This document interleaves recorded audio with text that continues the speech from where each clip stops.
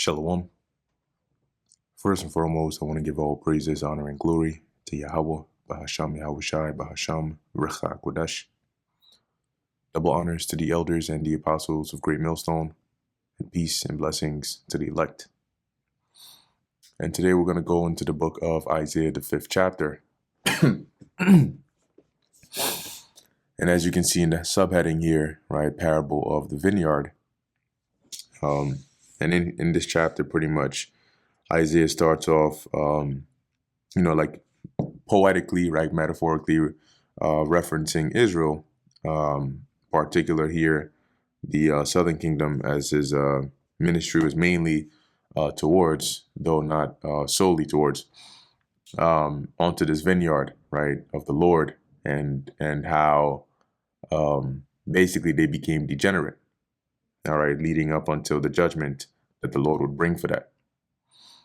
So this is the book of Isaiah, chapter 5, verse 1. And, all throughout the book of Isaiah, as it was with previous books that we went through, there are certain chapters that are, some that are, historical in context, some that are solely prophetic, right? And some that have a mix of both. Okay. And then we also have some where, it is contextually referring to, say, Israel, though, sometimes we'll apply it, right, in the prophetic sense to current events or so on and so forth.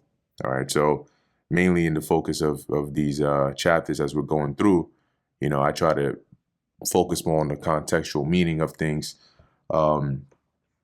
since most of us should know the original breakdowns, right, the prophetic aspect of these anyway, right, with the numerous videos we have out.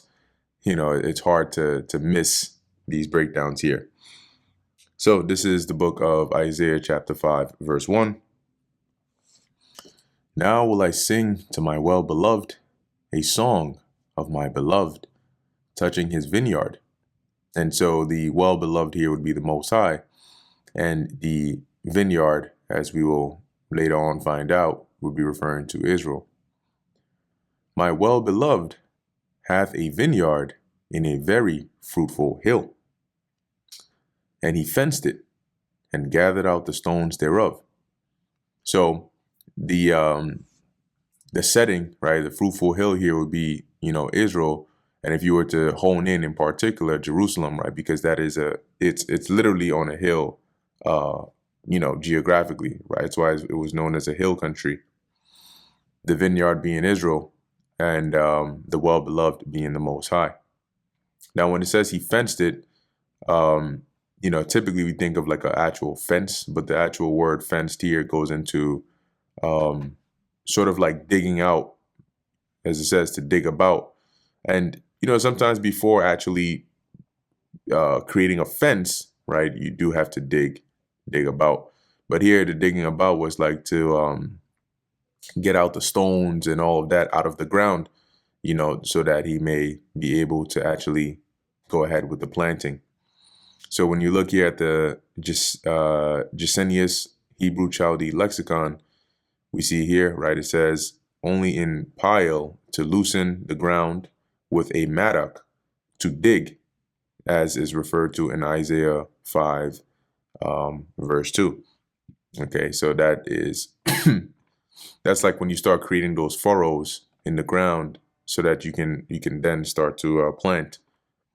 So that's why it mentions, and gathered out the stones thereof. So as you're breaking up the earth, you're digging, you come across like stones, rocks, pebbles, and you would clear those out so that you could then have a nice clear path or furrow to then go ahead and plant your seeds. So as it reads, and he fenced it and gathered out the stones thereof and planted it with the choicest vine and built a tower in the midst of it, and also made a winepress therein. So now in the raw, analogy here, right, as an actual husbandman who is setting up a vineyard, you would fence it, right? You would dig, you would create those furrows, you would gather out the stones, you would then go ahead and plant the seeds, right? As here it says, with the choicest vine, so high quality, right? and built a tower in the midst of it. And this, I believe it was either in Hosea, Amos, or even in the previous chapters of Isaiah. Usually we went over this, right? Usually when you had a vineyard or some farm or some field, you would have a watchtower or a small like booth where you could hire a watchman to dwell in, and then he would be the one who would watch over that field to ensure that no unauthorized personnel was just coming up in there and running amok. So going back to that here, right? This husbandman ends up setting up, planting, and then builds this tower in the midst of it so that somebody can keep watch, and also made a wine press therein. And a wine press, being that this was a vineyard, right? Of the vine, you would get the grapes, and a wine press was an actual like a pit, right? That you would put the grapes in, and then you would step on them, and it was designed in a way where as you're stepping on them, it would squeeze out the blood of the grapes, and then it would, the blood of the grapes would be sort of guided to flow into a different section of that wine press, and then you would get your liquidated grapes that you could then use going forth. So if you want to see here, wine press. So it's something like this, right? So here you'd have, it's designed in these ways. So you'd have all the grapes in there. You'd step on them, step on them, step on them, and then as you're stepping on them and it's liquidating, if that's the right use of that word, it would then start to follow the path into another section. So that's why they would look something like this. Zoom out. This is also another example here. Right, this is another example here, right? So you're stepping on it, and then the grape juice is coming forth. So as it says here, so he built a wine press therein and looked that it should bring forth grapes. So he set everything up, and his expectation was that this would bring forth some like nice, good grapes. I mean, he planted the choicest vine, and it brought forth wild grapes. And when you go into that word wild grapes, it says here, stinking or worthless thing, wild grapes, stink berries. Here they have it as poison berries. So actually look up here, wild grapes.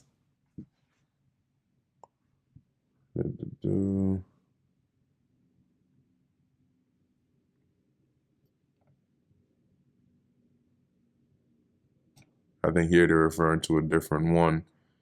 Because now in modern day terms, they probably, have it as just a categorization of a different type of grape. But we know here that it's used in the sense of, let me look up stink berries. Stink berries. So it's used in the sense here of, oh God, of something bad, right? Unexpected.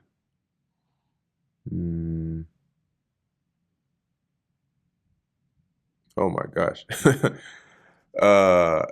So it says here, stinkberries commonly refers to the fruit of the ginkgo biloba tree, which is known for its foul-smelling odor when ripe.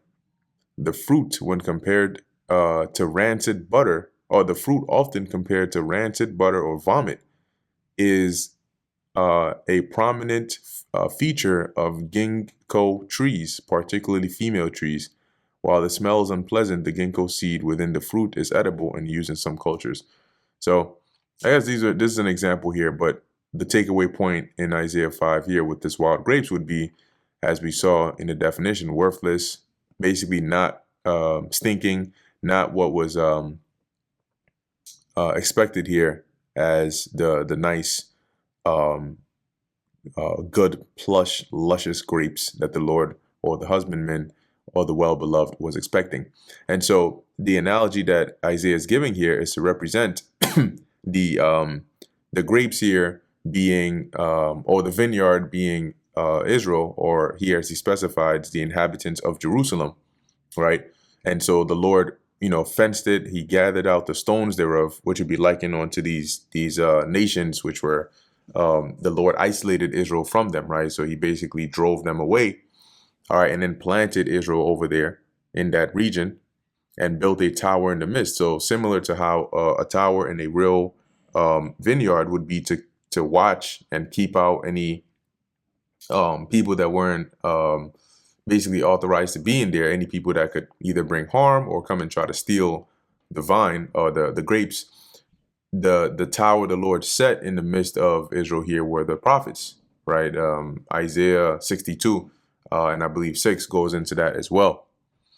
And also made a winepress therein, and he looked that it should bring forth grapes. So the Lord, having set up Israel and planted them and taken care of them, his expectation was that, right, you would have a well-ordered people that would be that would serve him, right, and he would be their God. But instead, as it says, it brought forth wild grapes, and that's that, the wickedness, the degeneracy, the headaches. I mean, just a straight iniquitous and adulterous generations, okay, of Israel that the Lord then witnessed. Verse 3, and now, O inhabitants of Jerusalem and men of Judah, judge, I pray thee, betwixt me and my vineyard. So you be the judge, right? Between me and the vineyard here. What could have been done more to my vineyard that I have not done in it? I took out the stones. I set up a tower in there. I created a wine press in there. I did everything that I had to do. I even planted the choicest vine. So what more could I have done, right? What did I fault on to end up having these, as it says, wherefore when I looked that it should bring forth grapes, brought it forth wild grapes, right? So what did I miss to end up getting these wild grapes when I expected good grapes? So in other words, I delivered you out of Egypt, right? I took care of you. I provided for you. I brought you into a land, right, of milk and honey. I basically did everything for you. And in return, this is the acts that you go ahead and do, serving other gods and completely forsaking me. So where did I go wrong? And now go to, and I will tell you what I will do to my vineyard. I will take away the hedge thereof, and it shall be eaten up. So now that hedge going into that defense, once again, in the literal sense of a vineyard, now the field is not fenced up, it's not protected. So anybody can walk up in there and have access to it. And this would represent the Lord taking away his protection from Israel or from Jerusalem, that it may then be subject to attack or takeover by these other nations, which we later on see happening, right? And it shall be eaten up, which is that representation of what I just mentioned, and break down the wall thereof, and it shall be trodden down, right? So the Lord said, right, that because my vineyard brought forth these wild grapes, I'm gonna take away that hedge, I'm gonna break down its wall, and it's gonna just be subject onto the enemy. They're gonna come up in there, trot it down, do whatever they want. And this would be manifested as the Lord giving basically these nations access to be able to come and take over Israel, at least in this time, take over Jerusalem, right? Carry them away captive, right? That killing them, taking advantage of them. That's a part of that eating up, and destroying the wall, destroying the temple, destroying the cities, right? That's a part of them being trodden down. And I will lay it waste, and it shall not be pruned nor digged, but there shall come up briars and thorns. And I will also command the clouds that they rain no rain upon it. So once again, in the analogy of the vineyard, this is likened onto you completely just for like leaving that vineyard out for to die, basically, because when you have a vineyard, you have to prune it, right? You have to like dig out the stones. You have to, make sure that it's conducive, and it's an environment conducive for growth, But here the Lord is saying, I'm not going to do any of that. I'm going to just leave it out, undefended, not taken care of, not preserved, right? You're going to have briars and thorns grow amongst it, and that's going to be okay. And then I'm going to command the clouds, and they're not going to bring you rain. And like in the manifestation of that would be, right, that the Lord will no longer provide for us. So that's when you have those famines. That's when you have those droughts. That's when you have these nations, these raiders, nations, neighboring nations coming up in there, like the briars and thorns, taking up different cities, taking up different portions, right, and basically getting the upper hand over Israel. And as it says, I will command the clouds, and they shall that they rain no rain upon it. So similar to how rain is needed for the survival of plants, the resources, both in literal rain, but also the things that were needed for our preservation, the Lord would withhold. Verse 7, for the vineyard of the Lord of hosts is the house of Israel. Right. So now Isaiah goes to explain what he meant by this song that he is singing to his well-beloved. And the men of Judah his pleasant plant. And he looked for judgment, but behold oppression, for righteousness, but behold a cry. See? So the Lord looked, that's that grapes, right? The righteous order, the judgment, the justice, but instead he saw the wild grapes, right? The oppression, wickedness, the opposite of what he looked for, right? He looked for righteousness, but behold a cry, and this cry was like that of like violence and oppression. Verse 8, so now goes into the calamities that will come as a result. Woe unto them that join house to house, that lay field to field, till there be no place, that they may be placed alone in the midst of the earth. And what this was going into was those that were, which Amos also, rebuked them, really the northern kingdom for this, but the southern kingdom were not guiltless either.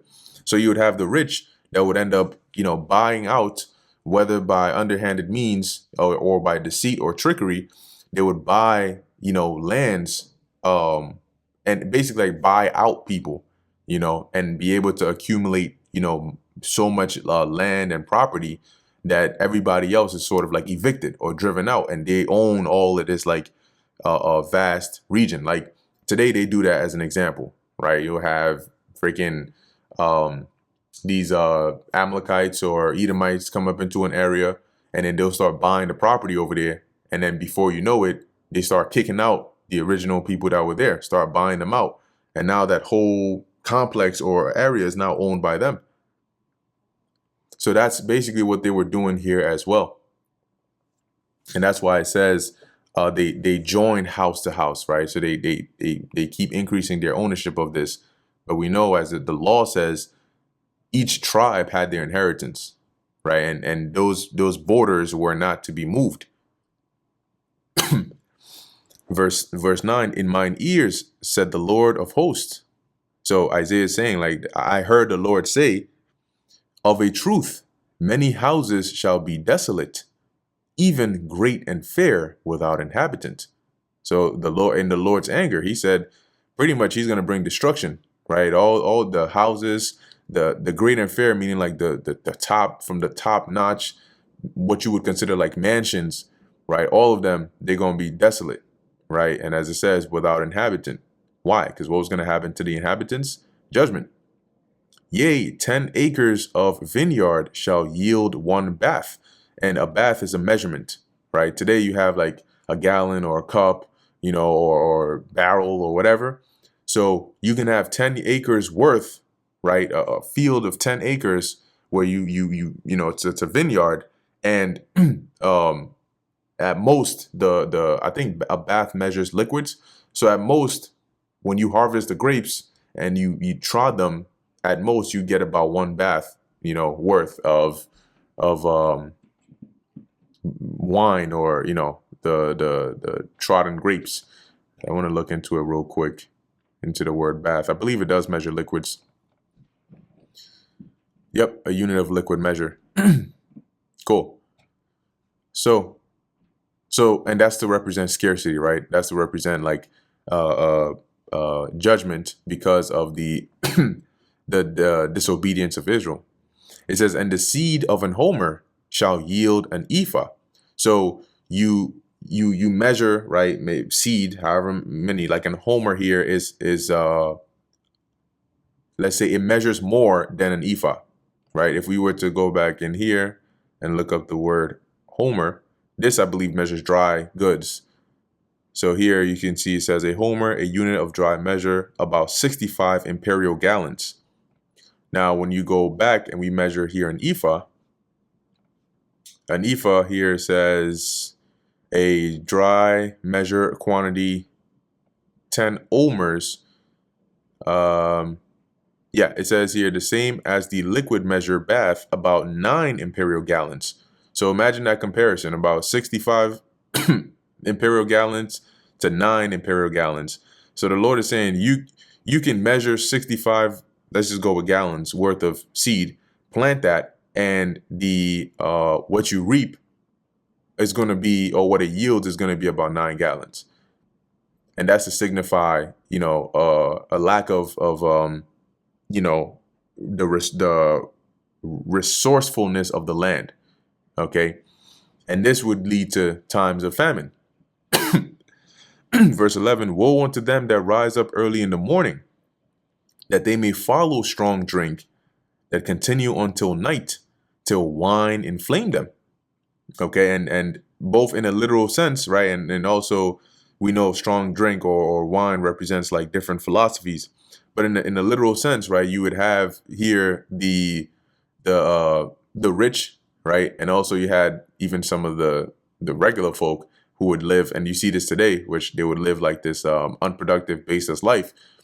But here, as it says, they would rise up early in the morning that they may follow strong drink. And usually they would drink in banquets, parties, and so on. And this would be all that they would do. So here it is, they're perverting judgment, right? Eating off of the poor, taking advantage of them.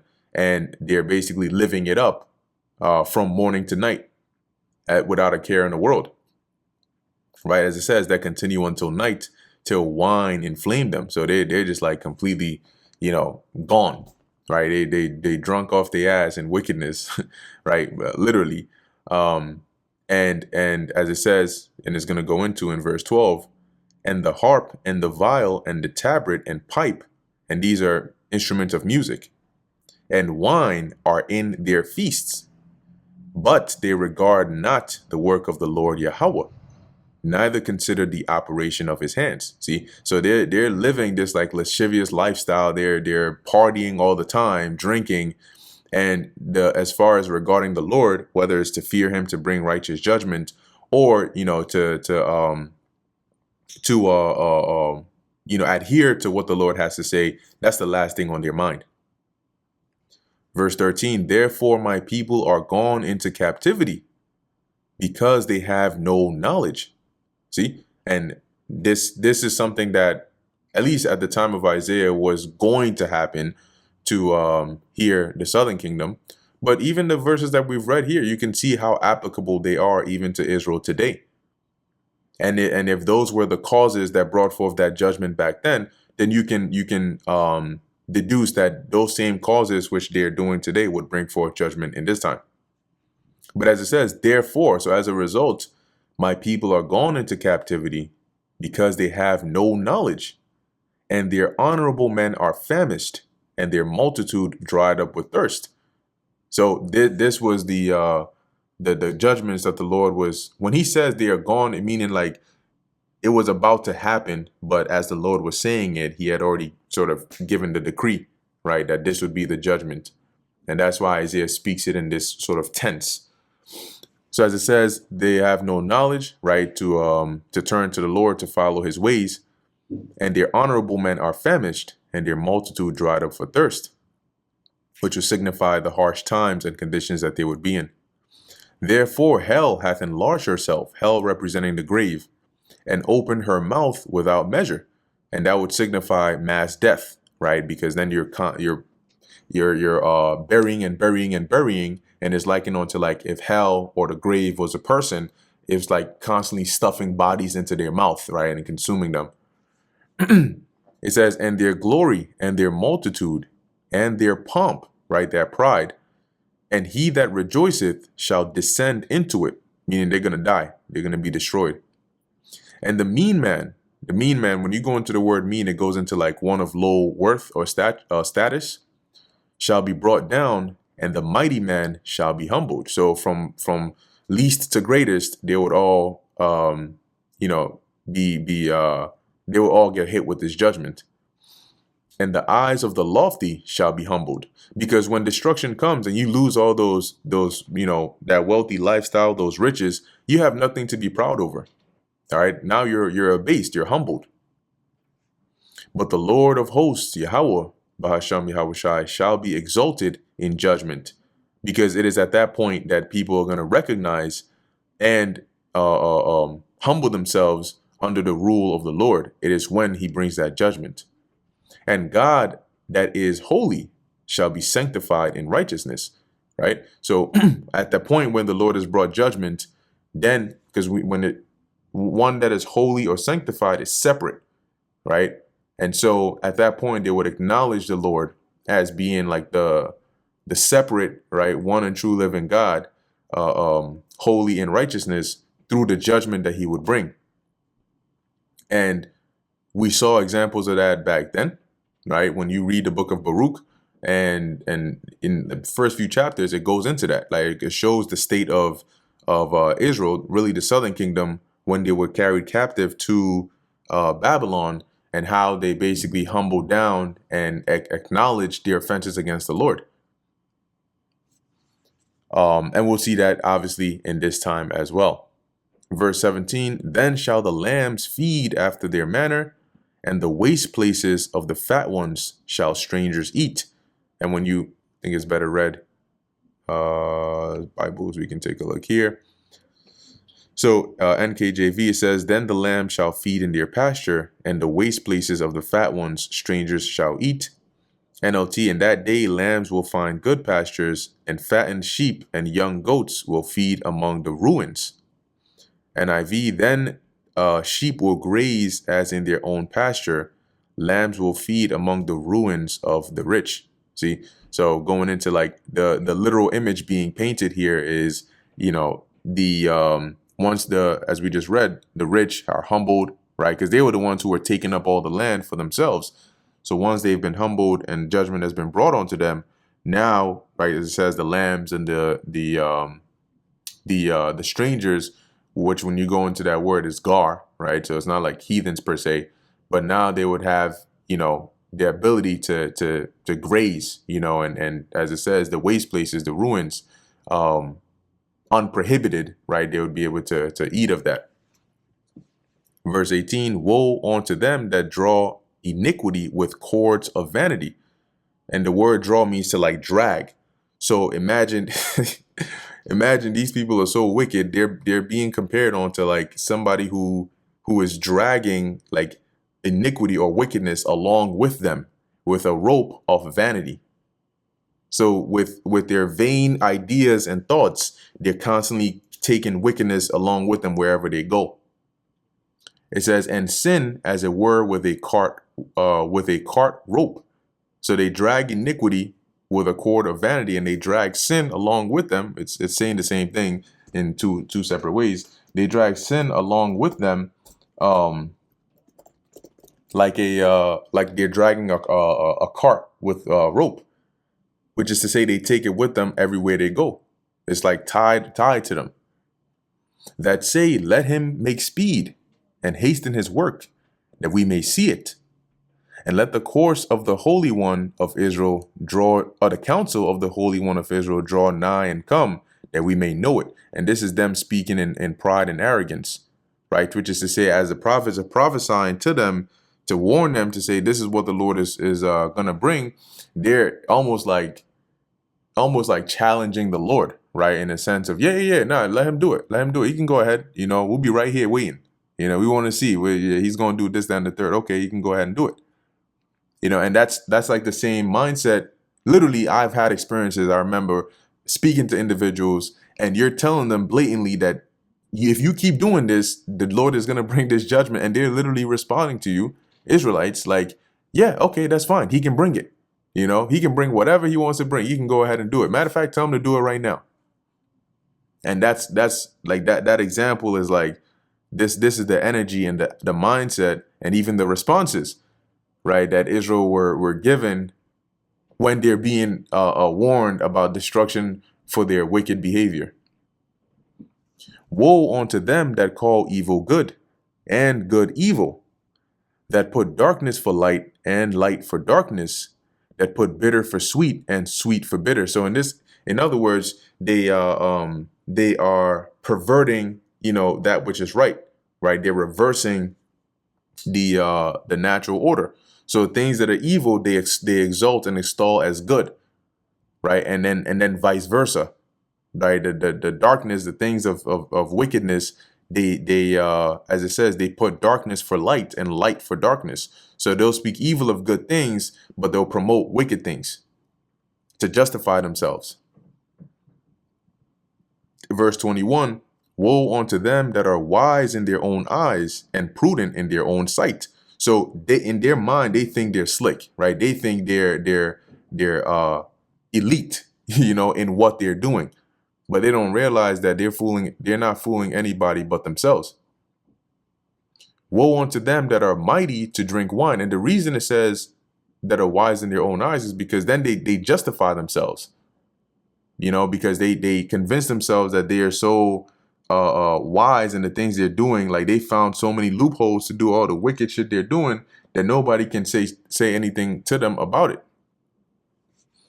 Woe unto them that are mighty to drink wine and men of strength to mingle strong drink.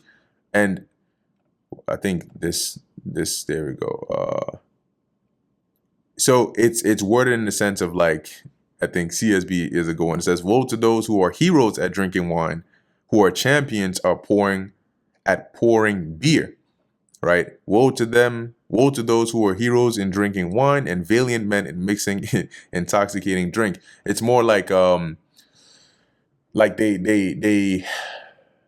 sort of like boast in this, right? Like there's nobody that can top, such and such, in drinking or in getting drunk or whatever the case may be. Here, once again in this literal sense of the image here, which would be like them, as it says, mighty to drink wine. So this guy is like top drinker number whatever, like nobody matches this guy when it comes to Gayan or whatever the case is here.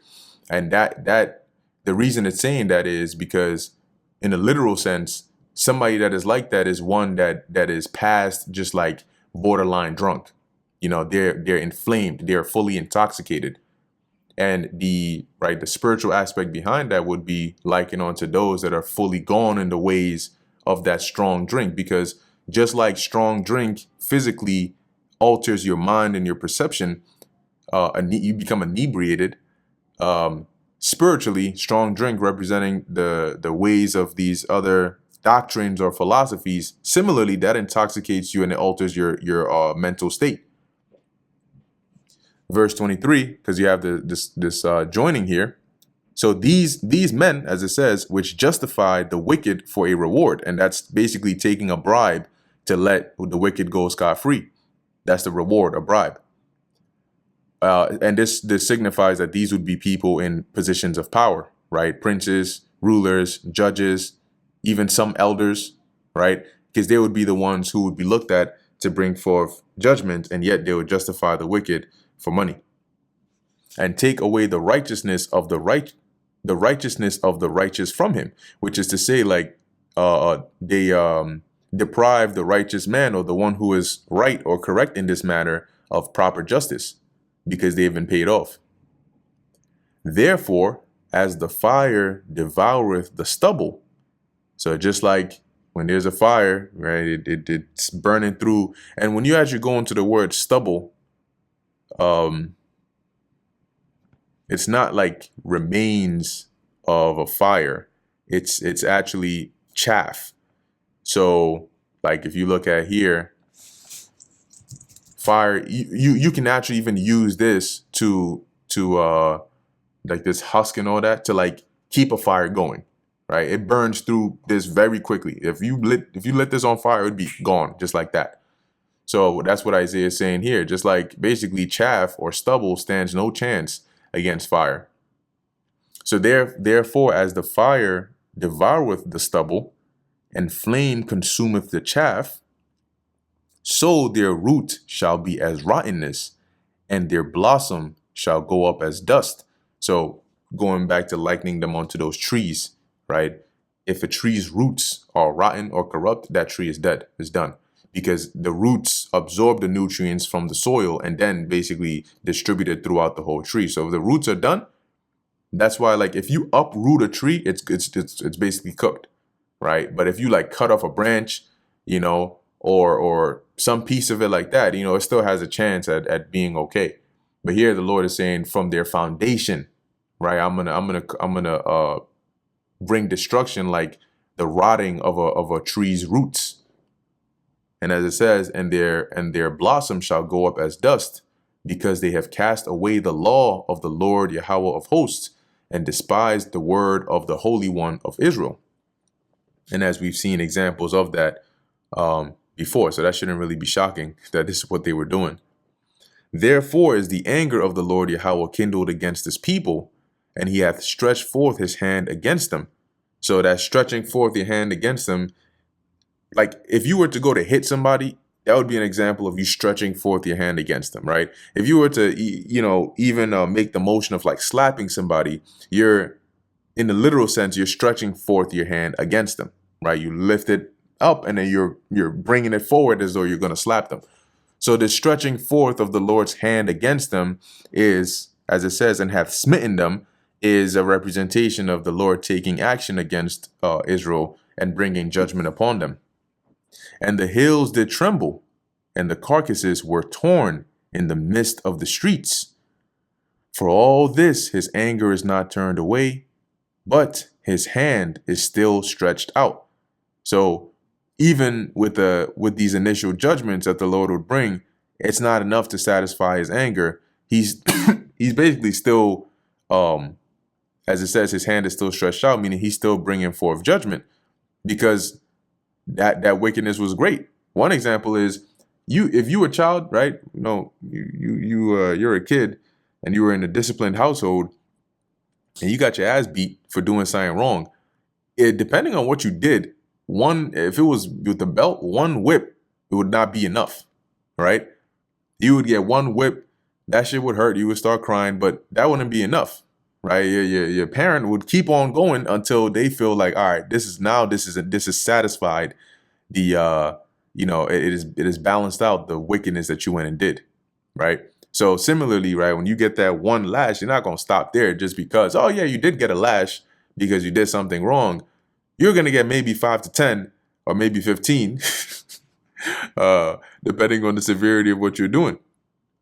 And that's why similarly, the Lord's hand was still stretched out, right? Not after the first nor after the second, but until he felt that his anger had been appeased. It says here, and he will lift up an ensign to the nations from far, which is like to signal, right? Once again, all this that Isaiah is saying, right? It's representing the Lord bringing judgment, but it's not literal to a T. Okay. So as it says here, he will lift up an ensign to the nations from far, which is like to send a signal to these nations, and will hiss onto them from the end of the earth. And when you go into this word hiss, it says here to whistle, to pipe, right? To hiss as a signal.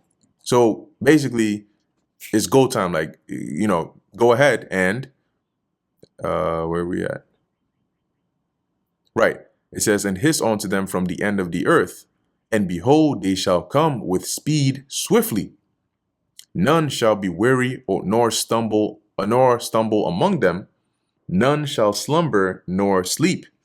Neither shall their girdle or shall the girdle of their loins be loosed, nor the latchet of their shoes be broken. So in the sense, right, in the literal sense of what's happening here, Isaiah is saying, therefore, for all this wickedness that the Lord is bringing upon you, he is going to signal these nations to come from afar and to basically come in the fullness of their force to come against you. Okay. And obviously the Lord wouldn't go and like lift up a banner in front of them, but he would put it into their minds to say, like, for example, at this point you had you had Sennacherib, right, that came against Israel, but the Lord delivered them during the time of Hezekiah. But then ultimately you had the Babylonians that came against Israel. So when he says here that they're not going to stumble and fall, they're not going to slumber, right, or sleep, the girdle of their loins won't be loosed, their latchet of their shoes won't be broken, meaning nothing is going to stop them from coming against you. Nothing is going to delay them. Nothing is going to slow them down. They're going to come with full force. Whose arrows are sharp and all their bows bent. Because back then, one of the main weapons of war, which was very dangerous, was a bow. Because a bow can be used, a bow and arrow, I should say, it can be used physically, right, to hit somebody, but it's even more deadly because it's like today having a gun. Back then, you could kill somebody without even being next to them or touching them physically, right, by using a bow and arrow. So bows and arrows were very dangerous. And that's why oftentimes as well, when you read in other precepts and they represent like war or a weapon, it'll mention a bow, right? Like in Revelation, it mentioned he that was on the white horse with a bow, right, to conquer, because it was a revered weapon of war at the time. So as it says here, whose arrows are sharp and their bows bent, right? So when your bow is bent, that means you're already ready. Their horses' hooves shall be counted like flint, and their wheels like a whirlwind. So like when you have an actual chariot, then you have horsemen. You had some type of horsemen which were ones that would be on on the back of a horse, and then you had some that would be in the carriages, and they would be shooting off, those arrows from there. So the wheels of those chariots, as it says, like a whirlwind, which is just to put emphasis on it. Their roaring shall be like a lion. They shall roar like young lions. Yea, that's that war cry. They shall roar and lay hold of the prey and shall carry it away safe. And the word safe here meaning not that you're going to be safe, but safe meaning as in securely. So the prey wouldn't be able to escape. And here, in this sense, the prey would have been Israel. And none shall deliver it. Because Isaiah is saying this because of the wickedness that Israel is doing, right? When we go up above, he says, therefore, right? Why? Because of the wickedness that they were doing, justifying the wicked for a reward, right? Mighty to drink, being wise in their own eyes, putting good for evil and evil for good. So as a result, these were the things that the Lord is going to do against you. It says, and none shall deliver it, meaning when the other nations or adversaries come and take you captive, nobody would be able to deliver you from them. Verse 30, and in that day shall they roar against them like the roaring of the sea. And if one look onto the land, behold, darkness and sorrow, and the light is darkened in the heavens thereof. Meaning, when you looked at the state of Israel after this judgment would come, it would be like onto basically like a hopeless and destitute place, basically lacking inhabitants, having been judged, right? This sort of like remains, the stubble, not the stubble, but the ruins, of the wall being broken down, of the temple being broken down, of the buildings being broken down, some burnt, some still burning, right? And we know that fire creates those thick clouds anyway. So in this sense, as we just read, this was the judgment that the Lord pronounced against Israel, against Judah, for their wickedness that they were committing. And we saw this manifest in this great sense. I emphasize this because, as we know, Isaiah predates the Babylonian captivity, right? But we saw this ended up playing out in its like fullest at that time when the Babylonians came against Israel. Now, like I mentioned at the beginning of the lesson, this would be an example precept as well that could be used, prophetically, right? When we break it down spiritually, in the sense of the arrows representing like the missiles, and the nations coming against Babylon, right? Similar to how you have precepts like, I believe it's Amos 9, where the Lord says, I will, basically, let me see if I can pull it up without butchering it. The sinful kingdom or nation. Yeah, Amos 9 and 8. Behold, the eyes of the Lord God are upon the sinful kingdom, and I will destroy it from off the face of the earth, saving I will not utterly destroy the house of Jacob, saith the Lord. So we know that obviously, like, this is referring in context to Israel, but we apply it today to like Esau or Babylon. So similarly, and that's the reason why I'm also going through some of these chapters, is because understanding the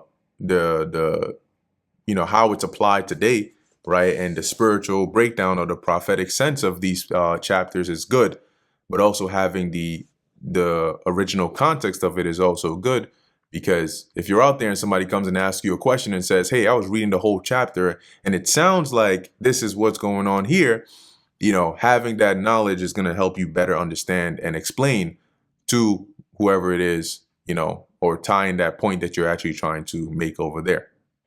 So that brings us to the end of Isaiah, the 5th chapter. Lord willing, this is edifying to the elect. In closing, I want to give all praises, honor, and glory to Yahweh, Bahasham, Yahweh Shai, Bahasham, Recha Kodash. And until next time, Shalom.